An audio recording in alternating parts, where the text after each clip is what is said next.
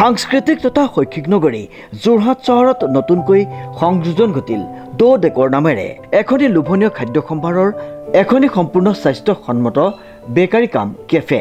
দ ডেকৰ কেফেটেৰিয়াত আপোনালোকে যোৰহাটতে থাকি ল'ব পাৰিব Italy, Israel, Switzerland, South Africa, Peru, USA আদি ঠাইৰ কেক, পেষ্ট্ৰি, কুকিজ আদি লোভনীয় খাদ্য সম্ভাৰৰ।